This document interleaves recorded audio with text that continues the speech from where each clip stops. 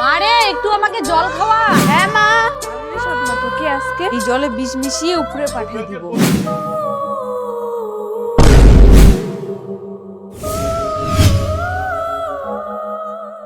10 বছর পর।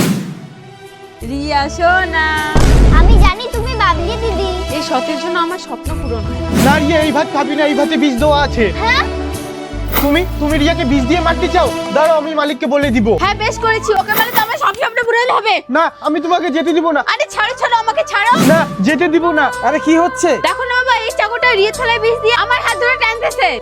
রামু, তোকে বাড়িতে রেখে কি তুই অশান্তি শুরু করতেছিস? না না বাবু, আমি এসব করিনি। বেরিয়ে যা তুই আমার বাড়ি থেকে। না না বাবা, রামু কাকা খুব ভালো, আমিও রামু কাকার সঙ্গে যাব। চুপ কর তুই। বাবু একটা বাচ্চাকে নির্যাতন করতে পারেন না, নয়তো পুলিশকে বলে দিব। এই রামুর কিছু তো একটা করতেই হবে।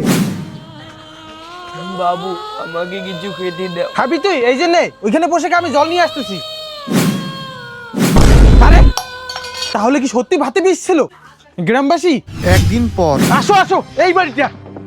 আরে কি হয়েছে? কি হয়েছে মানে? ছোট বাচ্চাকে কিডন্যাপ করে এনেছিস আবার? আমার সাথে পাঙ্গা নেওয়া, এবার বুঝবি ঠেলা তুই। দাদা জানো, আবার ভাতের সাথে বিষ মিশিয়ে দিয়েছে। না, আমার ভাতের সাথে রামু কাকা বিষ মিশিয়ে দেয়নি, বিষ মিশিয়ে দিয়েছে তো আমার এই সৎ দিদি। তুই, তোকে আমি এত আপন ভাবতাম, তুই নাকি তোর ছোট্ট বোনটাকে মারার চেষ্টা করছিস। ছি! স্বপ্না, চুপ করো, তুই আমাকে বিষ দিয়ে মেরেছিস, আমি কিছু বলিনি, কিন্তু আমার মেয়েকে না না, আমাকে মেরো না, আমাকে ছেড়ে দাও। আরে কি হলো কি হলো? ওর পাপের ফলও পেয়েছে। প্রেমা বাড়ি। বাবা, এটা আর কেউ না, এটা আমার নিজের মামা। চলো, আমাদের সাথেই থাকবে তুমি।